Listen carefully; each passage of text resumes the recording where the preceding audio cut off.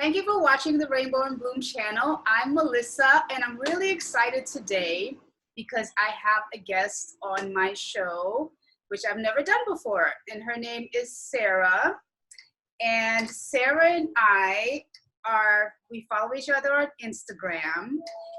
And as you know, on the Rainbow and Bloom channel, I talk about living and thriving with the autoimmune disease known as scleroderma. And so Sarah and I have something in common. We are two Black women who have had scleroderma and are in remission. So the focus of this conversation will be on the path to remission with scleroderma and what that takes, what that looks like, what it feels like. So welcome, Sarah. Thank you for joining me today. And to get started, could you tell us how long ago were you diagnosed with scleroderma? I was diagnosed with scleroderma 12 years ago this year, I think. Mm-hmm. So that was like 2008. 2008, yes, correct. So how long were you experiencing symptoms before you were diagnosed? 3 years before that, so 2005. Oh, wow.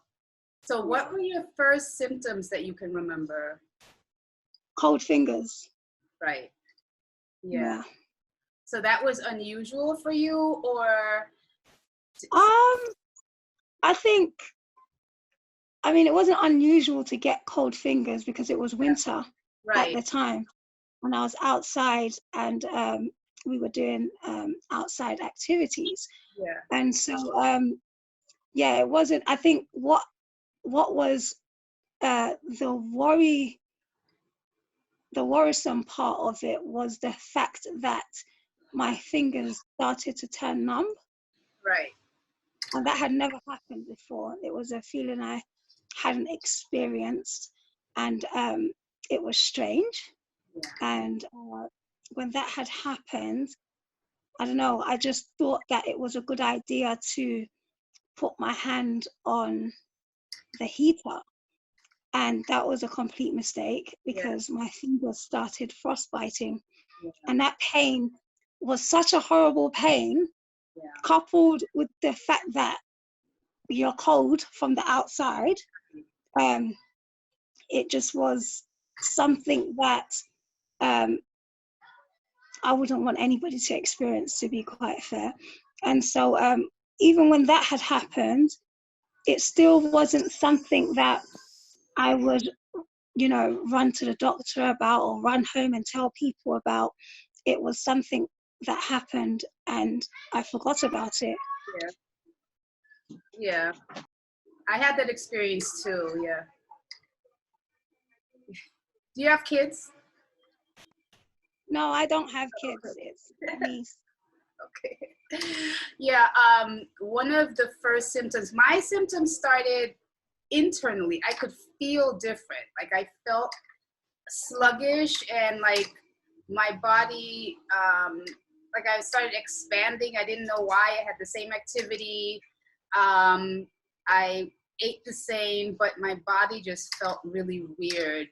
And so I started working out, and I couldn't work out the way I used to. I couldn't do leg presses. I couldn't lift. I couldn't do anything like I used to do. I used to just be able to work out. You know, I was very athletic. And once after a few months, I was out doing a job. I used to do print modeling, and I was outside, and it was like the dead of winter. It was so cold outside. And I seemed to be colder than anybody else out there. And my fingers and my ears had already started to turn white, like from pigment, like before that. But so I had these white ears and brown skin. But when I looked at my hands, my fingertips were black. And I had to walk down into the subway. This was New York. And it was so hard to walk down. So I can definitely relate to that. Like anytime you have that, the coldness in the fingers, the worst thing you want to do is try to put it on something hot because it's like it's a shock to the system or something. Yeah, it's just like torture. So then eventually you went to the doctor and you got a diagnosis, but how many doctors had you seen before your diagnosis? I only saw one, but prior to that, just like you, I started to get light patches on my skin. Yeah. So my depigmentation was happening, but also at the same time that was happening. And so when I went to the doctor, I had explained to her what I had been experiencing. And during that time, again, it was winter, and she had expressed that it was just a virus from the sun. And I was given some cream to treat it. Yeah. So I had taken the cream, I used it, but the patches were growing bigger, and that was another cause for concern. And so I had gone back and I had explained to her, and I said, you know, this is something that isn't going away. And the cream she had given me was a steroid cream, so she couldn't give me anything higher than that.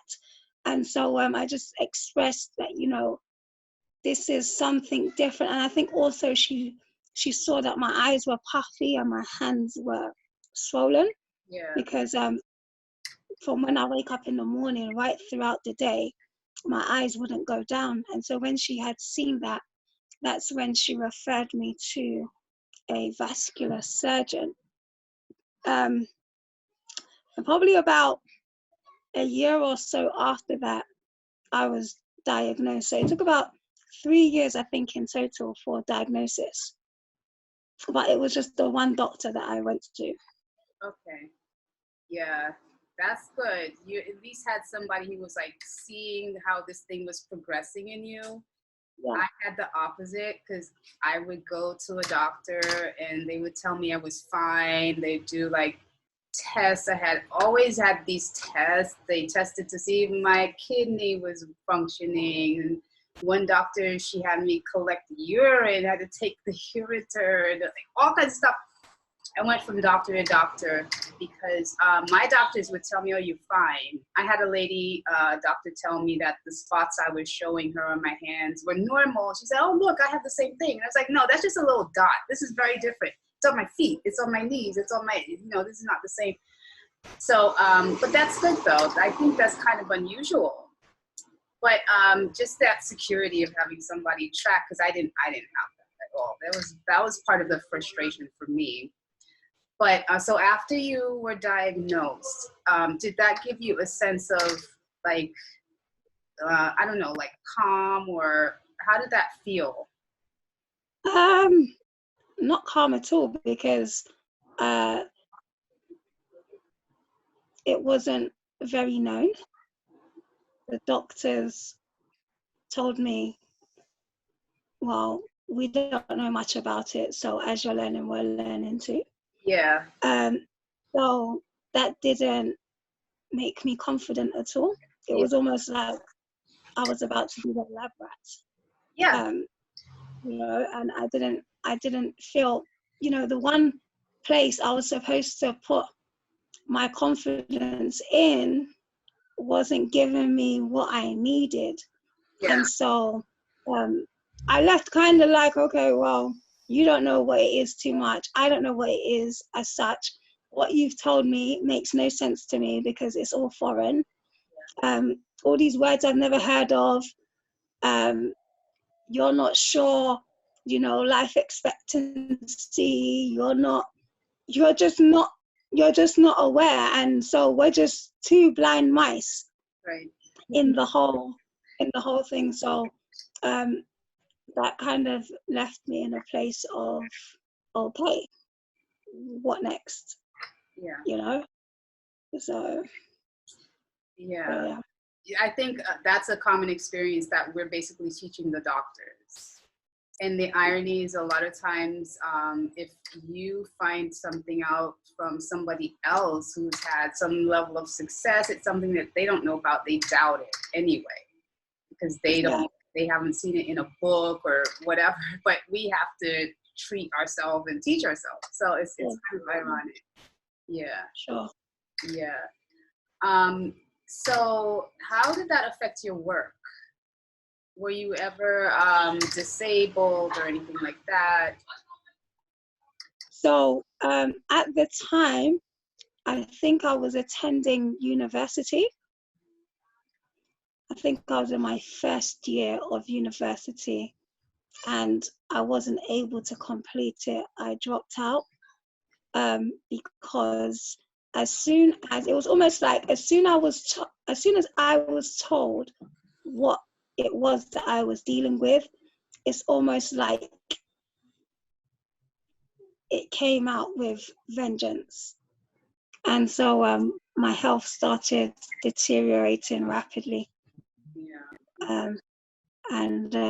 So I ended up dropping out and just was really like, okay.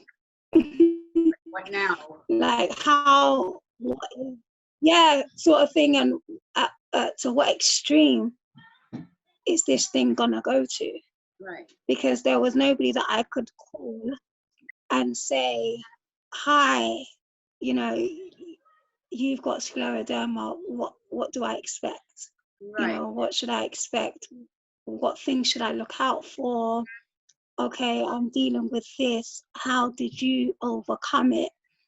There was nothing and no one. So each day I was learning something new.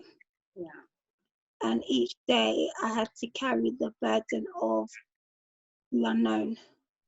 Right.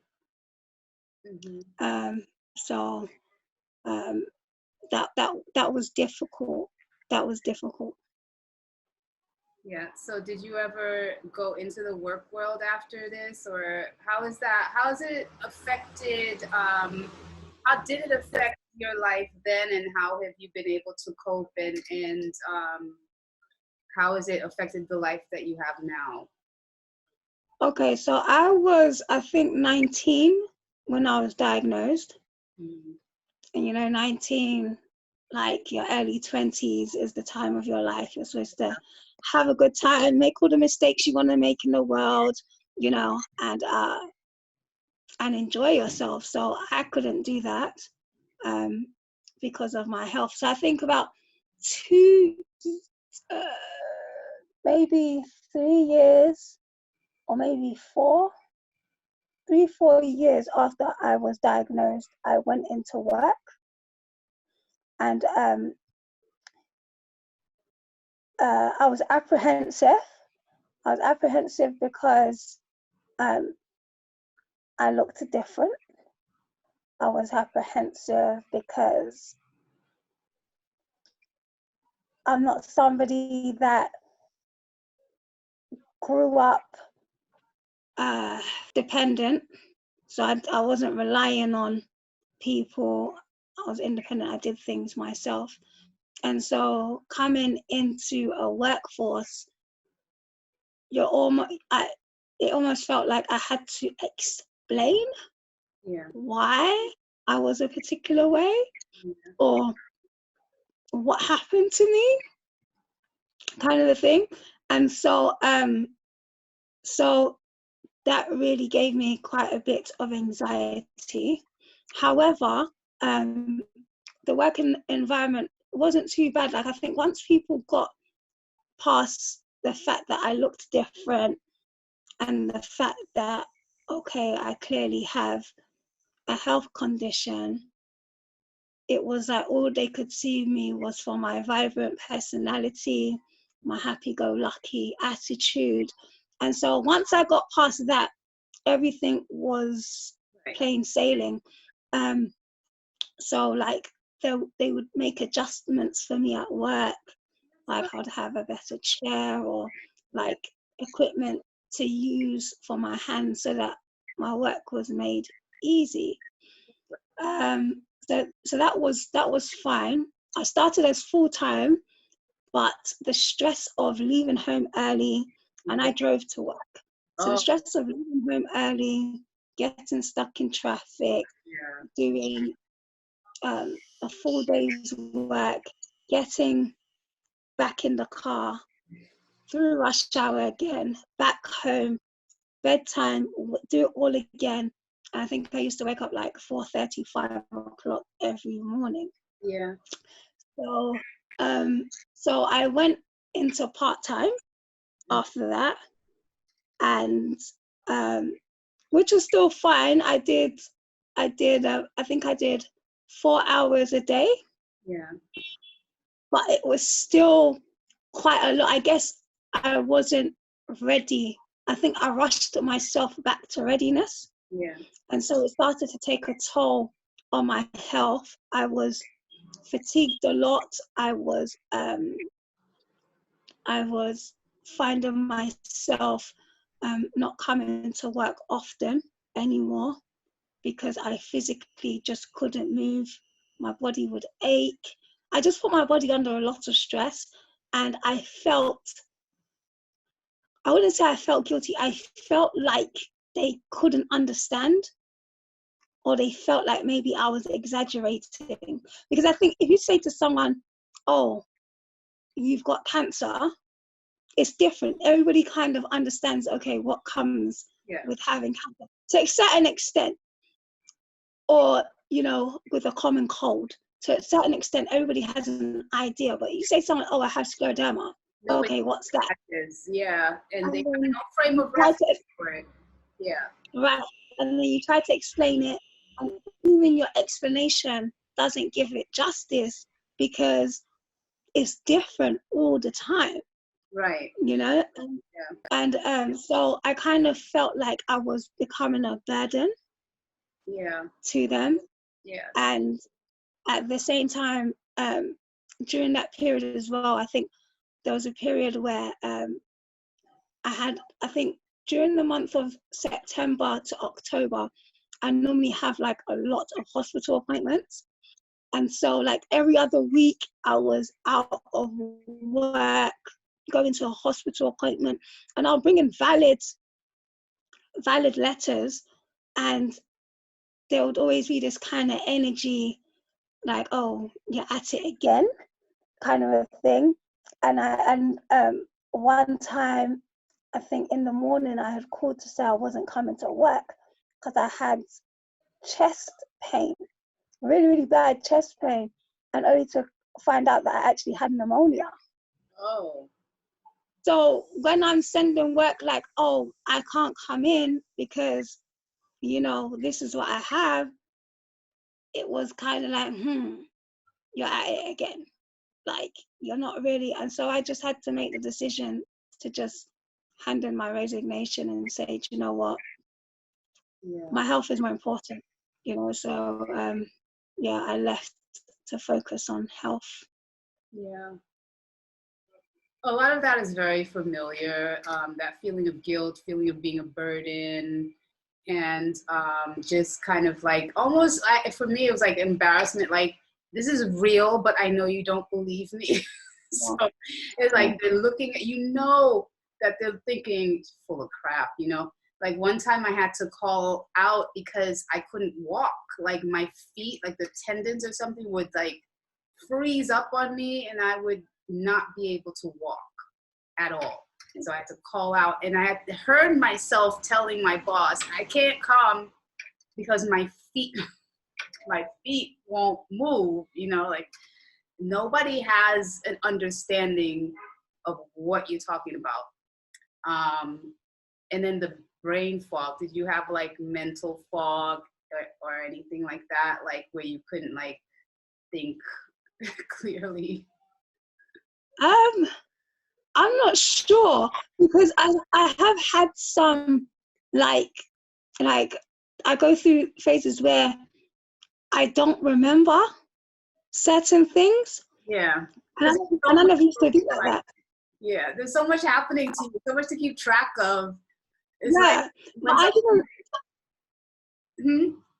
Yeah, I didn't put that down to like scleroderma though, but I did notice like sometimes like my mind will go blank a little bit, or it would take me longer to understand certain things. And I've never been that I've never been that way. I've always been quite sharp and, you know, and so, yeah, but I just kind of was like, okay, I guess I'm aging and it comes with age. So I take it in stride.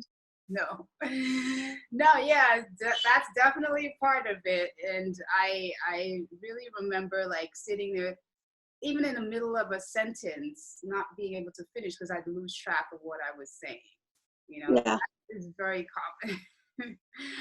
um, so one of the things that I also, in learning more about this, they say that Black women get this earlier, more severe version. We die from it faster. We more often have kidney, but we get it worse than everybody else. Have you ever heard that? No, I haven't. Really? I've heard women are more likely to get it than men. Yeah, 80% are women.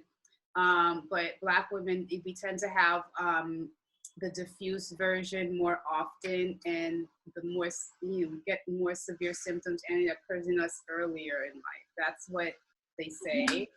And so I had attended with the Scleroderma Foundation, you know, they had a whole seminar on that, specifically scleroderma with Black women.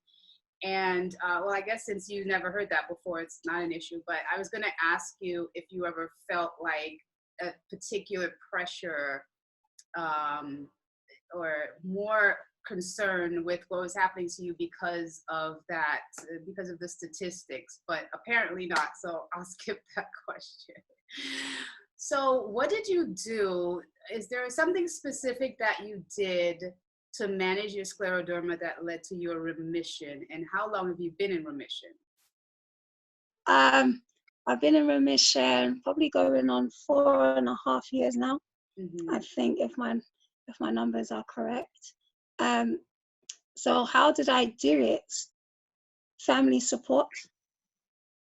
Family support is very important. Friend support, a support system, put it like that. My mom, very hands-on lady.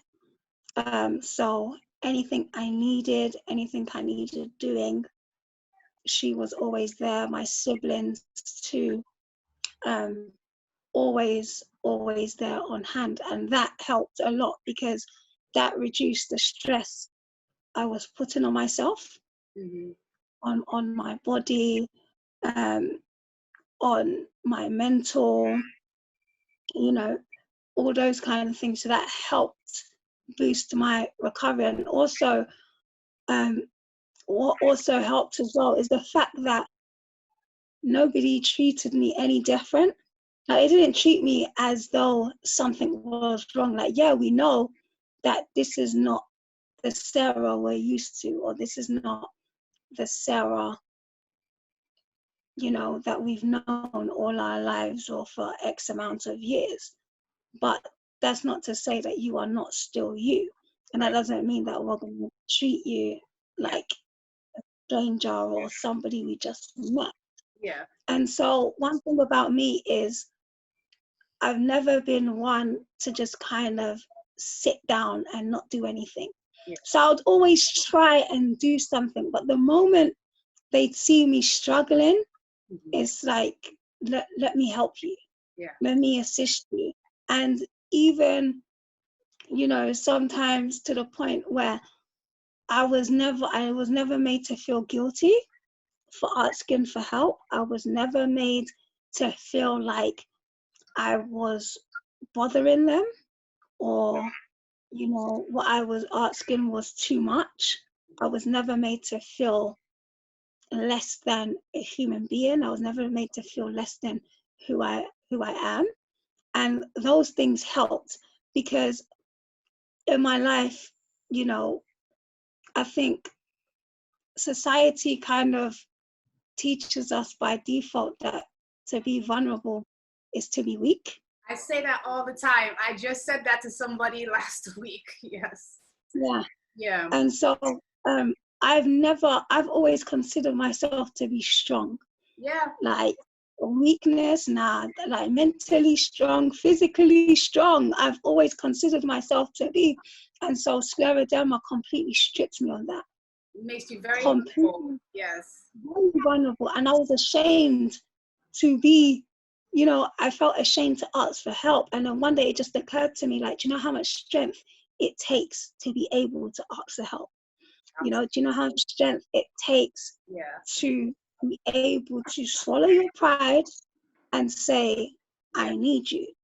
And so they made me feel okay to be vulnerable. Right. Like, it was safe for me to feel vulnerable around them, and that definitely speeded my that definitely sped up, sorry, my healing process. Yeah. So, how do you know that you are in remission? Was it the doctors that told you, or is it just the illness stopped progressing? How did I know? No, the doctors didn't tell me. I wouldn't know unless I would tell them what's been going on. But how I knew is because I felt stronger every day. Like I didn't feel, and I was able to do more things for myself. Still, obviously, needing a bit, you know, of help. But I was still able. I was better than yesterday. Put it like that. I matched my progression from years back into what I am now. I've progressed, and I've been stable from what I've noticed for a while. And that's when I was like, okay. That's when I was kind of like, oh, okay. I'm in remission. Like I wasn't in hospital like how I was before. I wasn't falling ill as much as I had been before. So that just showed me that, okay, Sarah, you're in a better place, a much better place. You know, still a long way to go, but you've come a long way too. Right. So, it's improvement now. Before it was like deterioration, and now it's the opposite. Exactly. Yeah. Exactly. It's the same for me, because you know this is all just observation. Like even diagnosis is just observation. So yeah, I was completely disabled, and you know, and I did a lot more than than you. I went to school, I went to boot camp, I did all kinds of stuff with scleroderma. I did like all kinds of crazy stuff because I didn't accept that I've been disabled. Like I just wouldn't accept it. And so I pushed myself way too far. I literally went to like military style boot camp. And it was only prednisone that saved me. But I did almost kill myself. And it got very bad off. It made me worse. And I became completely disabled. But I was always in the hospital anyway. I had a lot of lung problems, the energy. Did you have bad energy issues or a lot of pain? When you say bad energy, what do you mean? Like fatigue, like severe fatigue where you couldn't stay Yeah. So all that stuff. But I was the same, like you were saying, strong-minded, strong-willed. And I think that that's a big, big part of it, being able to be vulnerable, like you're saying, but also having that strong mindset. Like for a while you fall into, me anyway, like this kind of victim role, like you feel a little bit sorry for yourself, but then you have to pick yourself up out of that really quick and just figure out what to do.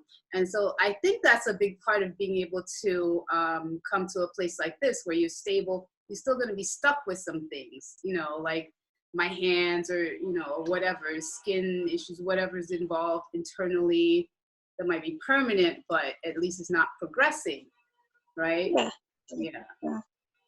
Yeah. So do you have a support system outside of your family? Are you involved in any scleroderma communities or anything like that? No. Yeah. Yeah, I'm not a yeah, no. Because again, just meeting people isn't something that, you know, I jump over the moon to do. So I'd rather just stick to people that know me already. Although now, I think this year I was actually going to attend our scleroderma family fun day this year, but because of COVID, Yeah. it got cancelled. So that would have been nice um, to uh, to have uh, to have gone to. But yeah, no, I think in the early stages, I was given like this leaflet for a scleroderma community, but I had no interest because it was just like, I mean, I just had no interest. I don't know actually why I had no interest. I just like, I think I was just fed up or just like, just couldn't, not, I wouldn't say I couldn't be bothered, but I just want, that's it. I just didn't want to be bothered. Yeah, you had your own struggle and you didn't want to hear about Yeah, somebody else's struggle because it's enough trying to keep up with your own thing. And exactly. sometimes hearing other stories can be, the whole thing is kind of overwhelming. And then to be around other people. Sometimes when I would go to events with the Scleroderma Foundation and I would see people who were way worse off than me, especially in the earlier stages, it would freak me out because, you know, nobody knows what your disease is going to be like. And Yeah, so just seeing somebody else who was worse off than me, thinking that that could be me, you know, like you kind of get this visual, and that's not fair to the person, you know what I mean? Like they're still living their life. And just like you were saying, even though you have this illness, you're still you. And on my channel, yeah, I tell people that all the time. You're still you. You have an illness, but you're still who you are, right? yeah, But, yeah. you know, it would still freak me out. And just that not knowing is where a lot of the anxiety comes from. Yeah, So yeah. I get what you're talking about. You know, it's like enough to just kind of keep your own head above water sometimes. Exactly. Yeah. And for me now, if I was invited, like if a scleroderma conference came up, I would happily go. I feel more confident within myself to Right. go. And I think also when I was first diagnosed, or not too long after, I would be on YouTube, like Googling, and I'd see some people and I would just be like, wow, like there was this one young lady in particular. Um, she was on YouTube. I saw her video on YouTube and she had scleroderma. She looked like me. Like she looked how I looked at that time. She was really frail and just really plagued by scleroderma. And so I was just looking at her, you know, her mom she did hydrotherapy. Mm-hmm. And so, you know, her mom would carry her into the pool, carry her out, carry her to the car. Yeah. Oh, And wow. here I am, I've just been diagnosed. And I think this young lady was probably like 5 years in. And so I'm sitting down like, wow, okay, so is this what I should expect to happen Yeah. 5 years from now? Right. So that was scary. Yeah. And then, you know, I would hear people dying at 3 years, and I'm like, oh my God, Yeah. next year in 3 years, is this gonna be the end of the road for me? Right. And then, you know, I'll turn 6 years, and some people I would hear in 4 years, you know, they've had to go they've had to go for a double lung transplant. And I'm like, okay, cool. I've skipped 4 years. I didn't have that issue then, which is awesome. And so after I started to hear stories like that, I started to calm down Yeah. and began to reason that, you know, everybody's story is different. Right. you know, what might happen to you might not necessarily happen to the other person, and vice versa, you know. And even especially with like my hands, my fingers are completely like, they're just like, they're just not, You never be able and to open your they hand. can't, this is the furthest they can go. Yeah. And so, you know, there's many people I've met with scleroderma that don't have contracted fingers as Right. bad as I do, but they have other things worse than Right. I do. So, you know, so it differs for each patient. Yeah. And that's when I learned that, look, you know, you just got to focus on yourself Yeah. and don't worry about what's going on with the other person, because everybody is different. Nobody's journey is the same. Right, and there are different types of scleroderma. There's linear, morphia, there's diffuse, there's limited, all kinds. So yeah, it definitely depends. But the mental part of it and the spiritual part of it is a big, big deal too. Before you started to get sick, did you have like a big life event, emotional event, or something that happened to you? No, I just think I was 19 and I was busy. Yeah. I was just a busy 19-year-old. There just wasn't anything that I wasn't doing, Yeah. you know? So I would say stress was the cause of Right. mine. Stress, right. So that's why I asked it like that, because a lot of people, especially for women, and this is like hormonal, most likely related, when we go through big life events, it's stressful. I went through something very, very stressful. And it was like sustained stress. So yeah. And I was in my early 20s, mid 20s. So yeah. Yeah, stress definitely triggers. I think stress definitely triggered mine. Yeah. I had a thought and now it's gone. I can't blame it on scleroderma though. Mine. But is there anything else you wanted to share with people looking at your story, somebody especially newly diagnosed who has that anxiety and uncertainty and, you know, searching the internet and seeing these horrible things and like full of fear? What would I say? I'll tell them, take one day at a time. Anything that you do read, don't panic. Nobody's journey is the same. What might happen to that person might not necessarily happen to you. And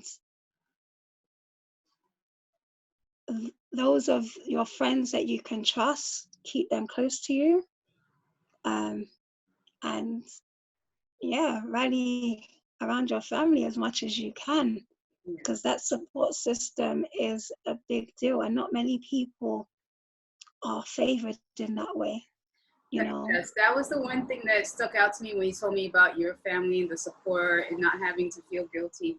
A lot of people do not have that. Some people are completely alone with this too, or they're betrayed by friends and, you know, other people made to feel guilty. So to have that is a big, big blessing. Yeah.